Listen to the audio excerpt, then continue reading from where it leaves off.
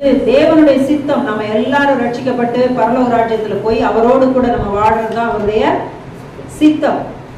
இப்போ தேவனுடைய சித்தத்தை அறிந்தவர்களும் இருந்தாங்க, சித்தத்தை அறியாதவங்களும் இருந்தாங்க. இன்னைக்கு நம்ம சர்ச்சுக்கு போறோம். சர்ச்சுக்கு போற உங்களிடத்துல என்னிடத்திலும் சில கேள்விகள் கேட்கப்படலாம்.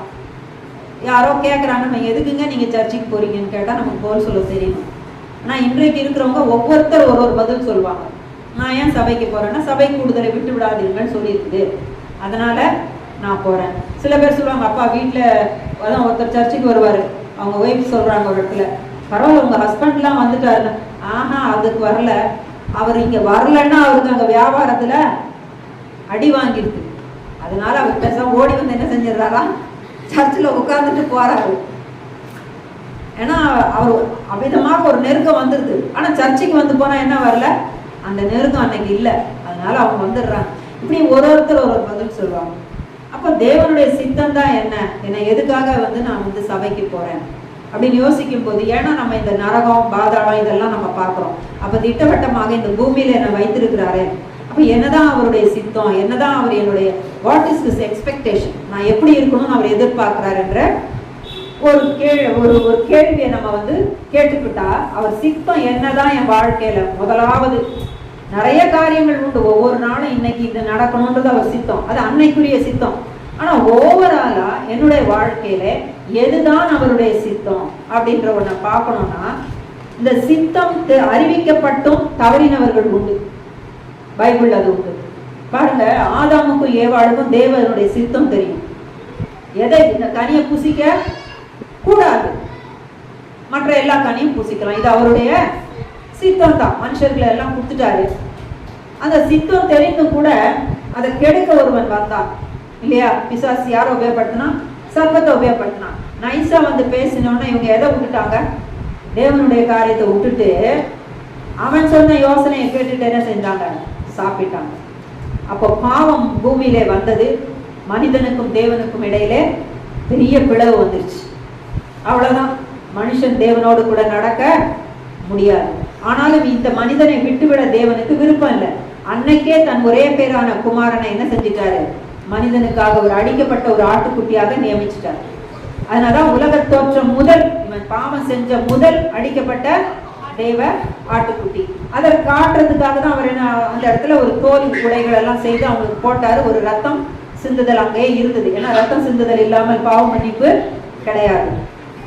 அடுத்து நீங்க பாத்தீங்கன்னா இந்த சித்தத்தை பாருங்க, கெடுக்க ஒருத்தன் வந்தான் சர்ப்பம், இவங்க கேட்டு கெட்டு போனார்கள். இன்னொரு இடத்துல பாத்தீங்கன்னா சித்தம் தெரியும், நல்ல பீப்புள் தான், நல்லவங்க தான், ஆனா இந்த சித்தத்தை நான் எப்படியாவது நான் செய்யணும்ன்ற முயற்சியில குறுக்குப்பா வழி. அது யாருன்னா ரெபேக்காள். தேவனுடைய சித்தம் என்னது, இளையவன் ஆசீர்வதிக்கப்பட்டவனாயும் மூத்தவன் இளையவனை சேவிக்கிறவனாயும் இருப்பான். இதை சொல்லிட்டார், இருப்பான்னு சொல்லிட்டாருன்னா மாற்றமே இல்லை. அது சித்தமும் திட்டமும் எல்லாம் அதுதான், இதுல மாற்றம் கிடையாது. ஆனா இந்த அம்மா அங்க நடக்கிற அந்த சூழல் வித்தியாசமா இருக்கிறதும் இன்ஃபேவரபிளா, அதாவது வேறு விதமாக இருக்கிறதையும் பார்த்துட்ட உடனே ரொம்ப போல்டா ஒரு ஸ்டெப் எடுத்துட்டாங்க. இவங்க தேவனிடத்துல இந்த பிள்ளைகள் வயிற்றிலே மோதி கொண்டு இருக்கும் பொழுது தேவனிடத்துல போன அவங்க இந்த ஆசீர்வதிக்கப்பட வேண்டிய இந்த நேரத்துல ஒரு குழப்பம் வரும் பொழுது யாரிடத்துல போல, அவருடைய ஆலோசனைக்கு போல. கர்த்தர் ஏதாவது செய்வாருன்னு விட்டும் கொடுக்கல. இவங்க ஒரு ஸ்கீம் போட்டாங்க, இங்க ஒரு திட்டம் போட்டாங்க. யாக்கோபு சொல்றாரு, ஐயோ எங்க அப்பா என்ன ஆசீர்வதிக்கிறதுக்கு பதிலா சபிச்சிருவாரு. she was very bold. அவங்க சொன்ன பதில் என்ன தெரியுமா, அந்த சாபம் என் மேல வரட்டும், ஏன்னா நான் யாரோட சித்தத்தை செய்யறேன், நான் தப்பு செய்யல, நான் கர்த்தர் சித்தத்தை நிறைவேற்றதான் செய்யறேன்ப்பா, நீ போ அப்படி சொல்லிட்டாங்க. ஆனா மிஸ்டேக் தான் நடந்துட்டு இருக்கு இல்லையா. அது ஒரு குறுக்கு வழி, ஒரு குறுக்கு வழியில போறான். ரெபேக்காளை பொறுத்த வரைக்கும் அது குறுக்கு வழி. அந்த ரெபேக்காள்ன்ற அந்த ஒரு பர்சனை பத்தி சொல்ற அது குறுக்கு வழி. ஆனாலும் கூட பாருங்க, தொடக்கத்திலிருந்தே அவர் உலக தோற்றம் முதல் அடிக்கப்பட்ட ஆட்டுக்குட்டியானவர் மூலம் வர அந்த கிருபையை காட்டும்படியாக, தேவன் கிருபையாவே இருக்கிறார் காட்டும்படியாக எப்பவுமே அந்த ஒரு ரத்தம் சிந்துதலை அவர் காண்பித்துக் கொண்டே இருக்கிறார். இதுல என்ன பண்றாரு, ஆதியாகமம் 27:16 வெள்ளாட்டு குட்டிகளின் தோலை அவன் கைகளிலேயும் ரோமம் இல்லாத அவன் கழுத்திலேயும் அந்த அம்மா போடுறாங்க. அப்படின்னா ஒரு ரத்தம் சிந்துதல் அங்க உண்டாகுது. ஒரு ஆட்டுக்குட்டிகள் அங்கே அடிக்கப்பட்டது, ரத்தம் சிந்துதல் இருக்கு. இதுக்கு அடையாளமா அவருடைய கையில சுற்றப்பட்டது. ஆதாம் ஏவாளுக்கு உடையாக போர்த்தப்பட்டது, இவருடைய கைகளிலே சுற்றப்பட்டது, இந்த அவருடைய கழுத்திலே போடப்பட்டது. இது வேற ஒன்றும் கிடையாது. இது தேவனுடைய அந்த கிருபையை, வர இருக்கிற மேசியாவை காட்டுகிறது. இவங்க எல்லாம் எப்படி தப்பித்து கொண்டாங்கன்னா, இவர்கள் இவ்விதமாக தேவனை சேவிக்க இவர் விரும்பியும் கூட சரியான விதத்துல அவருடைய சித்தத்தை செய்ய முடியவில்லை. வாஞ்சை இருக்கு, ஆனா முடியவே இல்லை. அவங்க போற வழி தப்பா இருக்குது.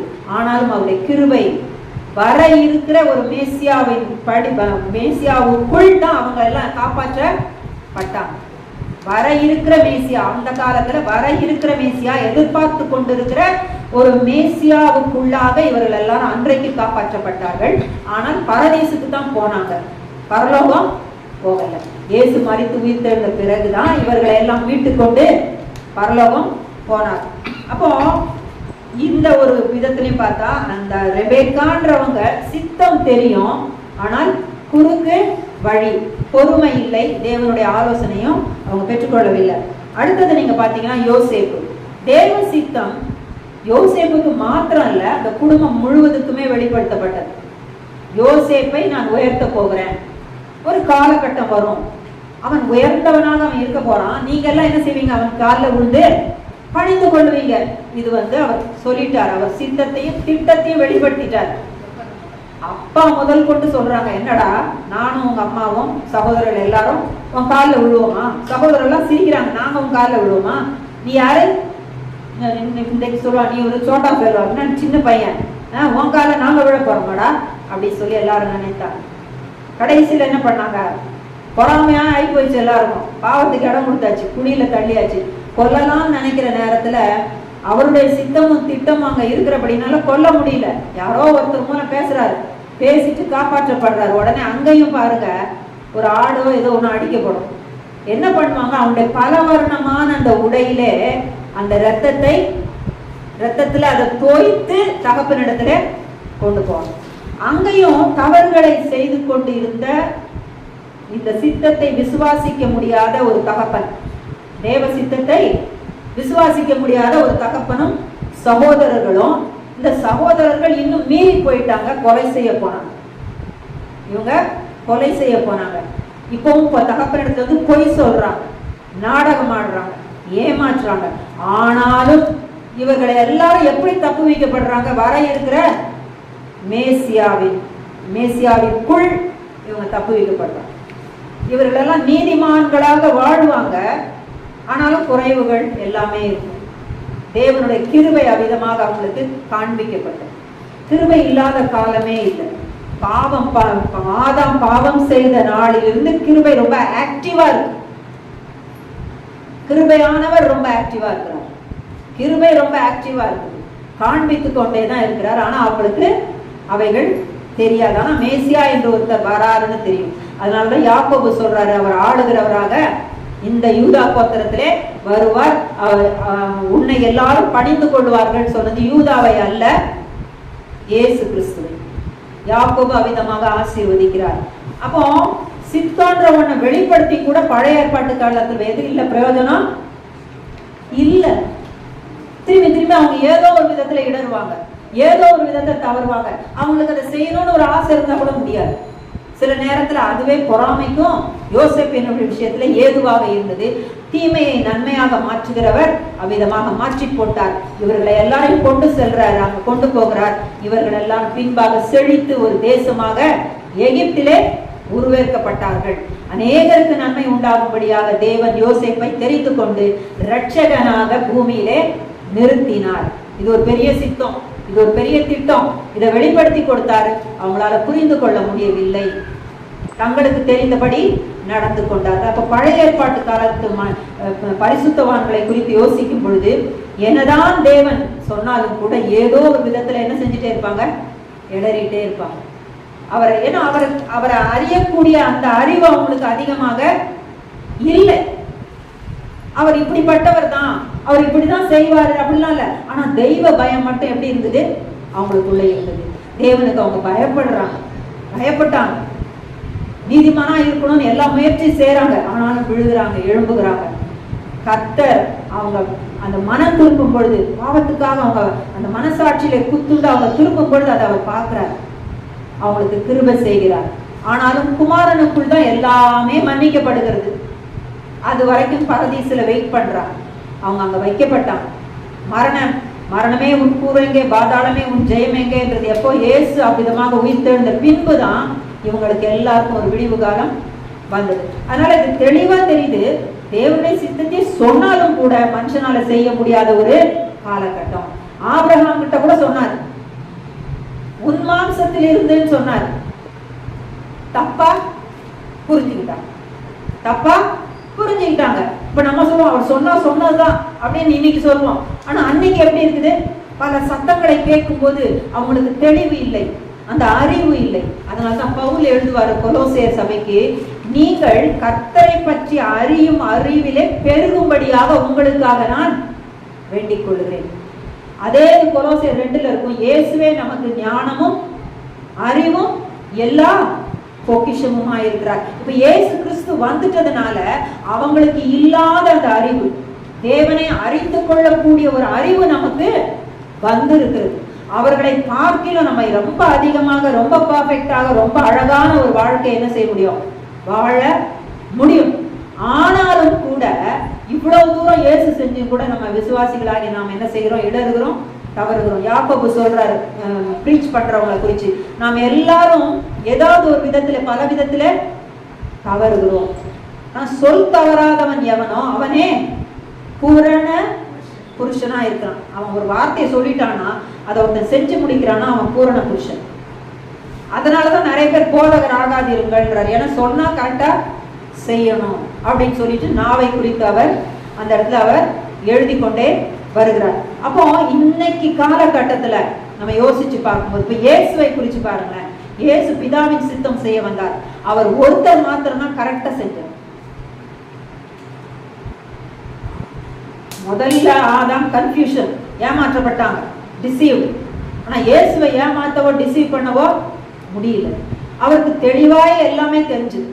அந்த மூப்பர்கள், அந்த வேத பாரகர்கள், பரிசேயர்கள் இவங்கெல்லாம் என்னை பாடுபடுத்தி என்ன செய்வாங்க, கொலை செய்வாங்க, 3ஆம் நாளிலே நான் எழுந்திருப்பேன்னு சொல்லி சீஷர்கள் இடத்துல அவர் சொல்லும் பொழுது, இந்த பேர் குடுன்னு இம்மீடியட்டா கூட்டிட்டு போயிட்டு என்ன செய்வார், இப்படி உமக்கு சம்பவிக்க முடியாதுன்னு சொல்லிட்டார், சம்பவிக்காதுன்னே சொல்றாரு. அப்ப இயேசு கிறிஸ்து சொல்றாரு, எனக்கு பின்னாலே போ சாத்தானே, நீ தேவனுக்கு ஏற்றவர்களை சிந்தியாமல் மனுஷனுக்கு ஏற்றவர்களை நீ சிந்திக்கிறாய். அப்போ தேவனுடைய சித்தம்னு ஒண்ணு சொன்னா கூட அந்த சிந்தையிலே அவருக்கு ஏற்றதை சிந்திக்க முடியாதபடிக்கு மனுஷ சிந்தனைகளை அவன் ஆதி காலத்துல பிசாசு செய்து கொண்டிருந்தது. அதுதான் மனுஷீகமா அந்த சில காரியங்களை சிந்திக்க வைக்கிறது, அந்த பலவீன சிந்தனைகள், அந்த அவிசுவாச சிந்தனை, அந்த பயமுள்ள ஒரு சிந்தனை, அந்த நம்ப முடியாத அந்த காரியங்களை எல்லாம் அந்த கொண்டு போட்டு அதை பேச வைத்து அதை நம்ம செய்ய வைத்தது அந்த காலத்திலே அதை செய்தது. அதையே தான் பேதுருக்கிட்ட செய்தான். இயேசு உடனே சொல்லிட்டார், அப்பாலே போ, எனக்கு பின்னாக போ சாத்தானே, நீ தேவனுக்கு ஏற்ற வேலை சிந்தியாமல் மனுஷருக்கு ஏற்ற வேலை நீ சிந்திக்கிற என்று சொல்லி அவனை கடிந்து கொண்டார். இவர் ஒருவர் மாத்திரம்தான் பிதாவின் சித்தத்தை அப்படியே செய்தார். எந்த ஒரு இதுவும் இல்லை, பெர்ஃபெக்டா செஞ்சு முடிச்சிட்டார். அப்படியே கீழ்ப்படிந்தார், எல்லாத்தையும் செஞ்சு முடிச்சார். ரொம்ப கடினமான ஒரு பாத்திரம், அதை எடுத்துக்கொள்ள முடியாது. உனக்கு சித்தம்னா இதை என்னை விட்டு எடுத்து போடும். அந்த சித்தம்ன்றதுக்கு இம்பார்ட்டன்ஸ் கொடுத்து பேசுறாரு. உனக்கு சித்தம்னா எடுத்து போடும், என்னை விட்டு நீக்கி போடும். ஆனா பதிலே வராத ஒரு நேரம் தூதர்களை அனுப்பிதான் அவர் தேற்றப்பட்டார். கடைசியில விட்டு கொடுத்துட்டார். என் விருப்பம் இல்ல, உங்களுடைய சித்தத்தின்படியே ஆக கடவுள்னு சொல்லி சித்தத்துக்கு ஒப்பு கொடுத்து போன இவர் பெர்ஃபெக்ட்டா பிதாவின் சித்தத்தை செய்து முடித்த ஒரே மனுஷன் நம்முடைய ஆண்டவராகிய இயேசு கிறிஸ்து மாத்திரம். இவருக்குள்ளதான் நம்ம தேவனை அறியக்கூடிய அந்த அறிவு இருக்கு. இவரே அந்த அறிவு, இவர் நமக்குள் இருந்தா அந்த அறிவு நமக்கு இருக்கும். அதுல நாம பெருகும். பழைய ஏற்பாட்டுல இதை பேச முடியாது. ஆனா புதிய ஏற்பாட்டுல இது பேசப்பட வேண்டிய ஒன்று. புதிய ஏற்பாட்டிலே இது பேசணும். புதிய ஏற்பாட்டு விசுவாசிக்கு இது இருக்கணும். ஆனா இன்னைக்கும் நம்ம சொல்றது என்ன தெரியுமா, சித்தம் தெரியல, சிம்பிளா ஒண்ணு இயேசு பண்ண மாதிரி, உமக்கு சித்தம்னா இது நடக்கட்டும், இல்லைன்னா வேண்டாம் அப்படின்னு நம்ம விட்டு கொடுத்துருவோம். இன்னைக்கு நம்ம சர்ச்சஸ்க்கு போறோம். இந்த சபை எனக்கு தேவனுடைய சித்தத்தை குறித்து போதித்து இருக்கிறதா? இந்த சர்ச்சுக்கு நீங்க ஒழுங்கா வரணும் போனோம் எல்லாம் சொல்லிடுவாங்க. ஆனா சபைக்கு நான் எதற்கு வருகிறேன் எனக்கோ தெரியாது. சில நேரம் பாஸ்டர்களுக்கும் அது ஞாபகம் இருக்காது இந்த கேள்வியை கேட்டா. ஆனா ஒரு காரியம் இருக்கிறது, வேதம் சொல்லுகிறது, சபையில நிறைய ஊழியக்காரர்களை அவர் கொடுத்திருக்காங்க. எதற்கு? பக்தி விருத்திக்கு ஏதுவாக. சுவிசேஷகர்கள், போதகர்கள், டீச் பண்றவங்க, குணப்படுத்துறவங்கன்னு சொல்லி 5 விதமான ஊழியர்களை குறித்து சொல்லிடுவாங்க டக்குன்னு. எதுக்குன்னா பக்தி சபையில பக்தி விருத்தி உண்டாகணுன்றதுக்காக கொடுக்கப்பட்டிருக்குன்னு சொல்லியிருப்பாங்க. ஆனா அந்த வசனத்துக்கு மேல ஒண்ணு இருக்கும், அதுதான் முக்கியம். ஊழியக்காரர்கள் வருவார்கள் போவார்கள். ஏன்னா கர்த்தருடைய இது அவர் பொறுப்பு. எபேசியர் 5ஆம் அதிகாரத்துல நினைக்கிறேன் அதுல போட்டிருக்கும், கர்த்தர் சபையை போஷித்து காப்பாற்றுகிறார். அதனால ஊழியக்காரர்கள் அவர் கொடுப்பார், வரவங்களுக்கு எல்லாம் சாப்பாடு போடுவார். ஆனா அதை ஏற்றுக்கொள்ளணுமே, கொடுத்த சாப்பாட்டை சாப்பிடணுமே. ஆனா யாராவது சாப்பிட்டு போறாங்களா? கிடையாது. அப்படியே வாங்குவாங்க. அங்க போனவன ஸ்டூவர்ட் துப்புறான் பார்த்தீங்களா, அப்படி துப்பிடுது. துப்பிட்டு எல்லாரும் போயிட்டே இருப்பாங்க. மறந்து எங்கேயாவது வளர முடியுமா? அவர் ஊழியக்காரர்களை அனுப்பி தன்னுடைய வார்த்தையை கற்றுக் கொடுத்துட்டே தான் இருக்கிறார். எதுக்கு நான் சர்ச்சுக்கு வரேன்? எனக்கு ஒரு ஆசீர்வாதம் வேணும், எனக்கு ஒரு பிளெஸிங் வேணும், எனக்கு வீட்டில் இப்படி பிரச்சனை எல்லாமே இருந்தாலும் கூட விடுதலை அவர் தர வல்லவராக இருக்கிறார். ஆனாலும் கூட தனிப்பட்ட விதத்துல என்னுடைய ஸ்பிரிட் சம்பந்தமாக என்ன தேவன் எனக்கு கொடுக்குறார். அப்ப அந்த வார்த்தையை நான் புடிச்சுக்கிட்டு போகணுமே, நான் சாப்பிடணுமே. சாப்பிட்றதே கிடையாது. பேதுரு சொல்றாங்கல்ல, அதே வசனத்தையே பிரசங்கம் பண்ணிட்டே தான் எல்லாரும் இருக்கிறாங்க. ஸ்டில் எல்லாரும் அப்படியே தான் இருக்கணும். ஏற்றுக்கொண்டு அதன்படி செய்கிற ஒரு மனநிலை இன்றைக்கு இல்லை. அந்த வசனத்தை பத்தி எல்லாம் பேசினவங்களை பத்தி இது அதெல்லாம் சொல்லிடுவாங்க, அது பிரச்சனையே கிடையாது, அதுவே மேட்டரே கிடையாது. ஆனால் எபேசியர் 4ஆம் அதிகாரத்துல நாமெல்லாம் எதுக்கு சர்ச்சுக்கு போறோம், அது அங்கதான் இருக்கு. அதனால இன்னைக்கு நம்ம அதை யோசிக்கணும். என்னுடைய நிலைமை எந்த நிலைமையில நான் இருக்கிறேன்? 4ஆம் அதிகாரம் 11. மேலும் நாம் அனைவரும் தேவனுடைய குமாரனை பற்றும் விசுவாசத்திலும் அறிவிலும் ஒருமைப்பட்டவர்களாகி, ஒரு ஒன்னஸ் எல்லாத்துக்கும் வரணும். எதுல? அவரை குறித்து அறியக்கூடிய அந்த எல்லாத்துலயும், அந்த அறிவு எல்லாத்தையும் ஒன்னஸ் கிறிஸ்துவினுடைய, ஏன்னா கிறிஸ்து தான் சபைக்கு தலை, அவருடைய நிறைவான வளர்ச்சியின். அப்ப அவருடைய வளர்ச்சி எப்படி இருக்குதா? ஆவியில ஒரு பர்ஃபெக்ட் மேனா இருந்தாராம். ஒரு ஸ்பிரிட்ல அவர் அப்படிதான் வளர்ந்திருக்கிறார். யாரை குறித்து அறிகிற அறிவு? பிதாவாகிய தேவனை குறித்து அறியக்கூடிய அந்த அறிவுல, அந்த நாலேஜ்ல அவர் ஒரு ஃபுல்லி க்ரோன் மேன், கம்ப்ளீட்டா வளர்ந்தவர், எந்த ஒரு குறைவும் இல்லாமல் வளர்ச்சி அடைந்த ஒரு மேன், புருஷனாக அவர் இருந்தாராம். நிறைவான வளர்ச்சியின் அளவுக்கு தக்க பூரண புருஷராகும் வரைக்கும் தான் இந்த ஊழியக்காரர்கள் கொடுக்கப்பட்டு கொண்டே இருப்பாங்க.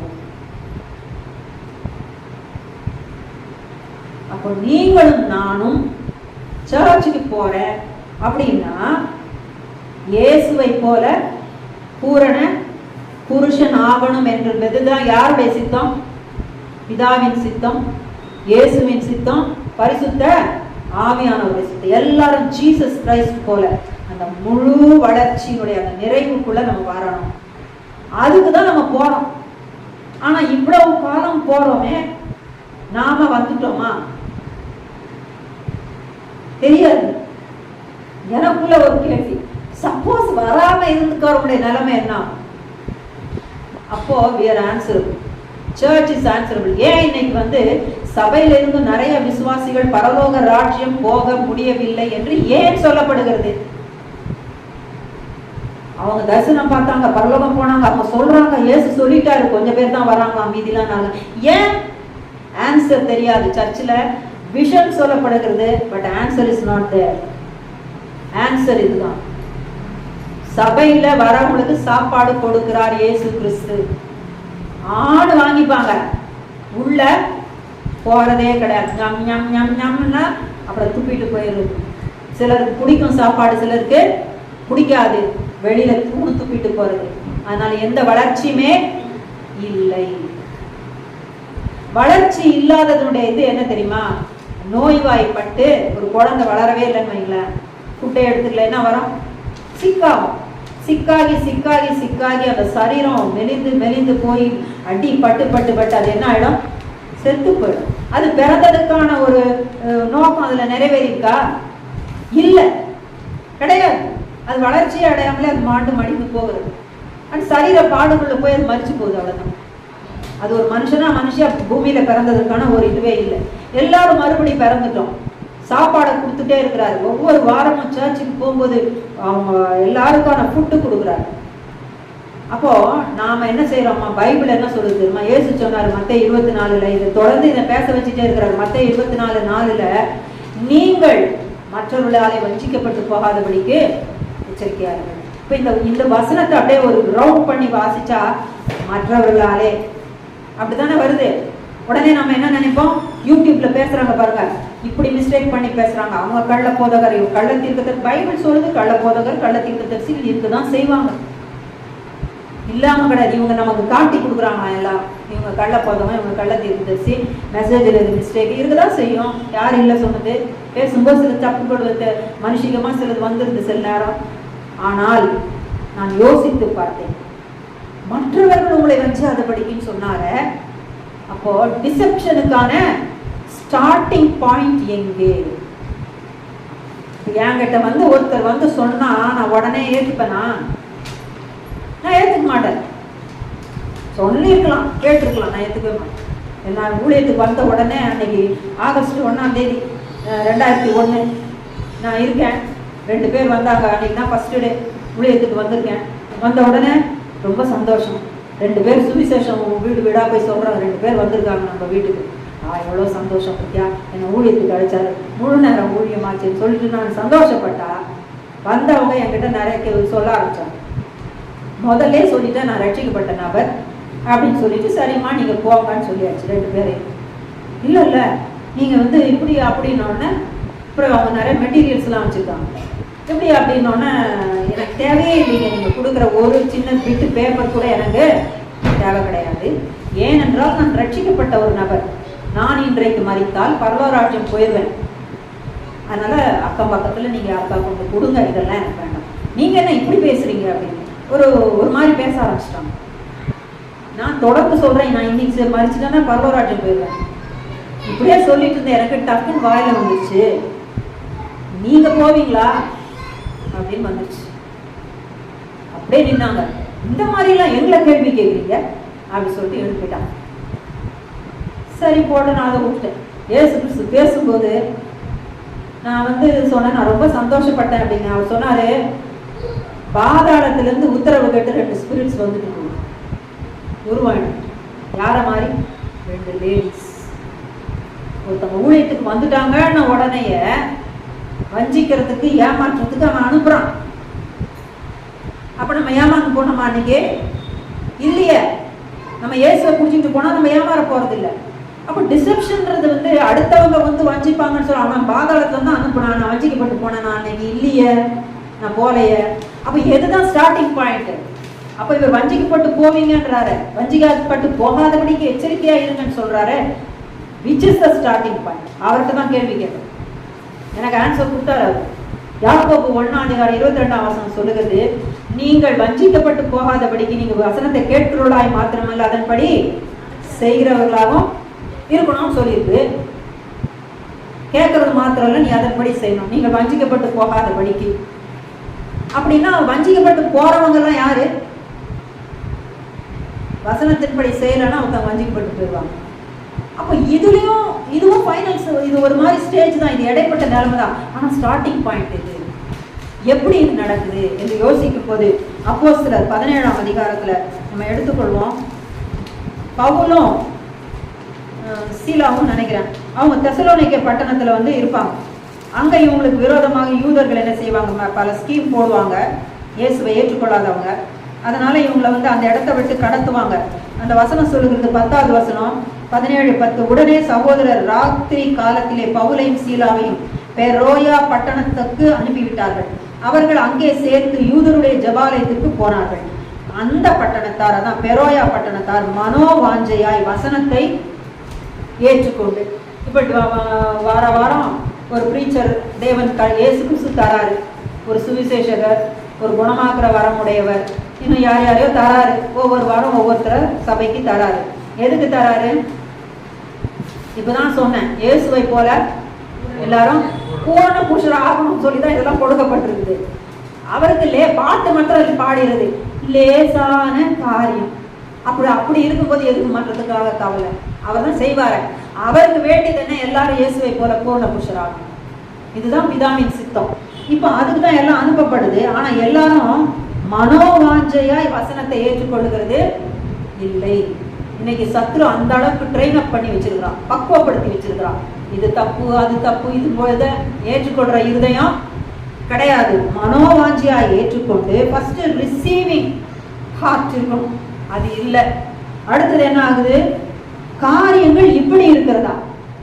அப்ப அதை கூர்ந்து கவனிச்சு அது என்ன சொல்றாங்கன்னு கேட்டாதானே காரியம் இப்படி இருக்குதா? ஓ, இந்த விஷயமா? இயேசுக்குள்ள இதுவா? ஆவியானவரை பத்தி இதுவா? ஃபாதர் காட் பத்தி இதுவா? அப்படிங்கிறது எப்படி வரும்? அதை கேட்டு அதை ஏற்றுக்கிட்டு ரிசீவ் பண்ணாதானே விசுவாசிச்சு ஏற்றுக்கொள்ளணும் இருக்கிறதா என்று தினந்தோறும் வேத வாக்கியங்களை ஆராய்ந்து பார்த்ததினாலே அவர்கள் பொல்லாதவர்கள் ஆனார்கள். அப்படியே எழுதியிருக்கு.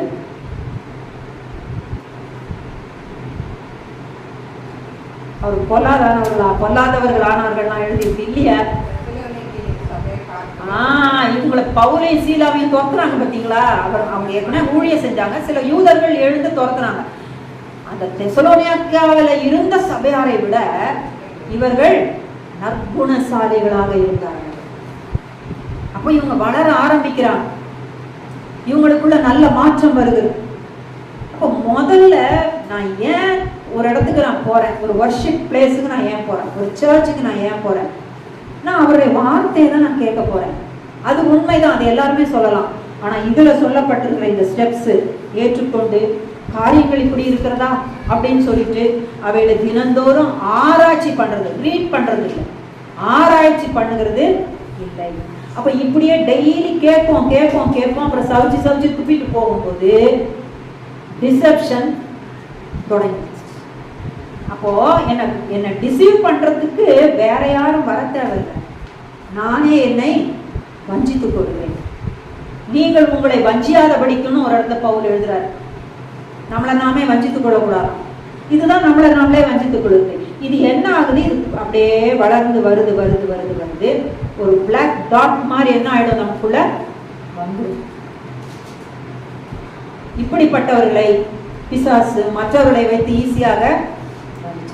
அப்ப இயேசு சொல்லியிருக்கிற அந்த இதுல நிறைய விஷயம் அடங்கி போச்சு அந்த ஒரு வசனத்துல, மத்தேயு 24:4.